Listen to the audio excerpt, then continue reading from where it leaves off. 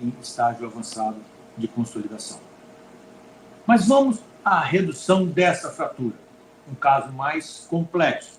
Fratura da parede lateral, fratura da cortical póstero-medial, em que nós sabemos que a tração isolada não vai ser suficiente.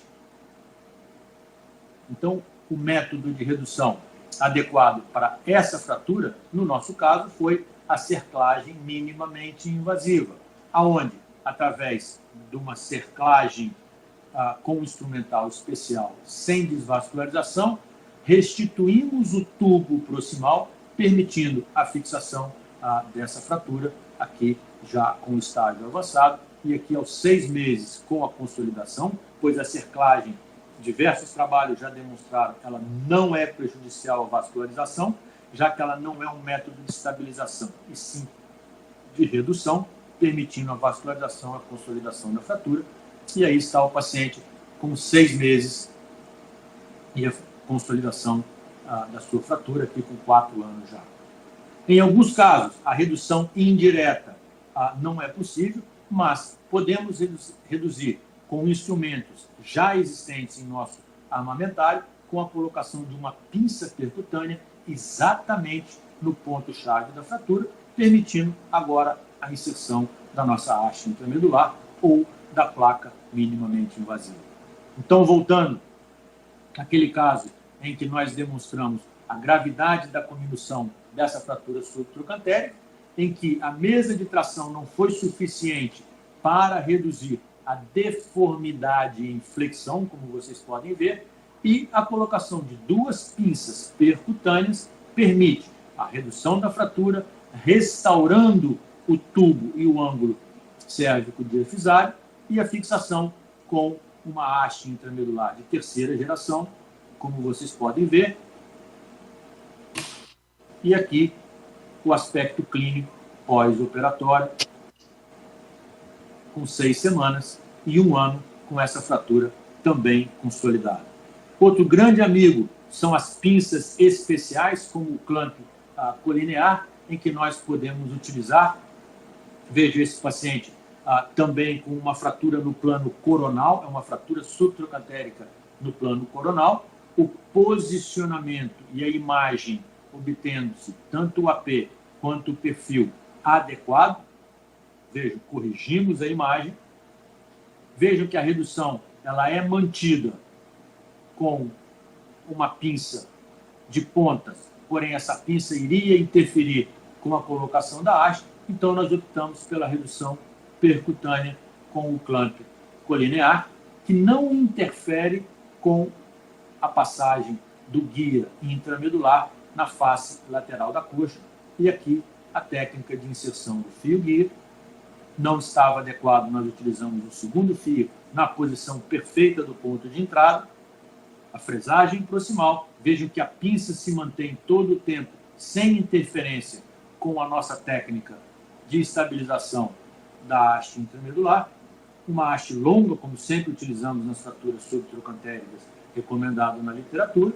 E aqui o paciente com 6 semanas, o paciente já com carga bastante boa, e na evolução desse processo, mesmo numa fratura de traço coronal, que é uma fratura difícil para a haste intramedular, apresenta a consolidação aos 5 meses, e aqui com 7 meses a evidência final de consolidação da fratura e a recuperação funcional. Mas um caso clínico também bastante interessante, um paciente que sofreu um acidente subtrocantérico, uma fratura subtrocantérica por queda de bicicleta, com uma fratura do colo associada.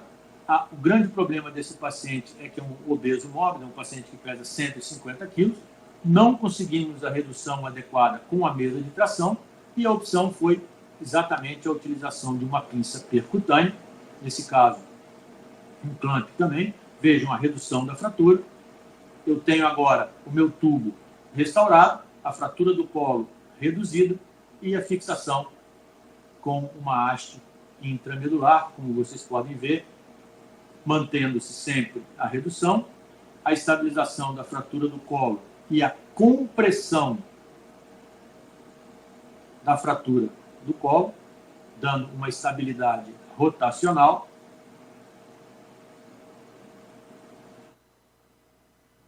E aqui o final dessa montagem, retirando-se o nosso guia, e o paciente com 4 semanas, esse paciente com 5 meses, quando teve o seu segundo acidente e uma fratura do planalto tibial.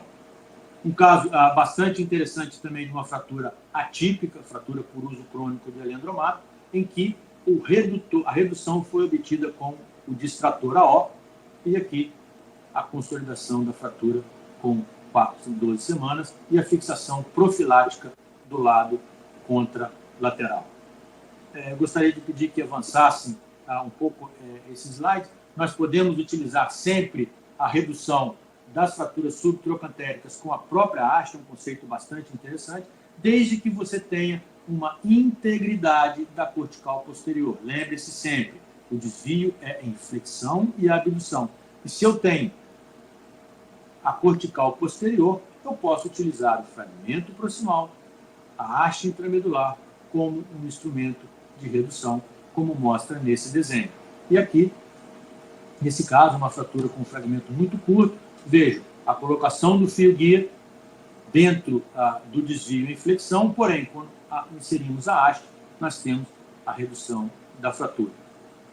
Os manipuladores ou joystick também são métodos muito utilizados, mais um caso de fratura atípica. Vejo que a tração permite uma redução no AP, porém não no perfil, e a colocação desse joystick de anterior para posterior permite a manipulação do fragmento proximal, reduzindo-se a fratura, veja, e a inserção do fio guia e a colocação da haste para o ajuste final da redução.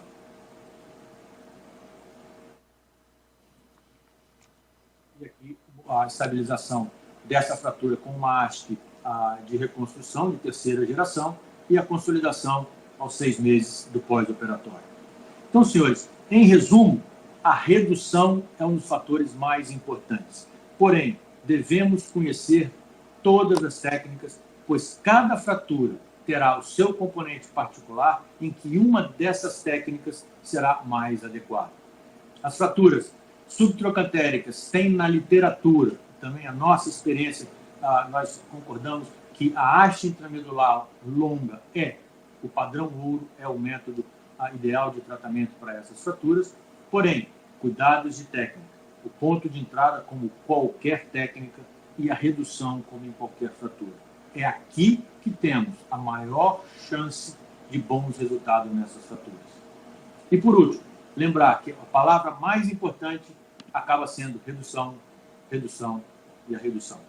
Gostaria de agradecer a todos pela atenção, mais uma vez à ASEC pelo convite, pela oportunidade de participar e por estar mais uma vez com o meu grande amigo Robson nessa atividade da escola. Paulo, muitíssimo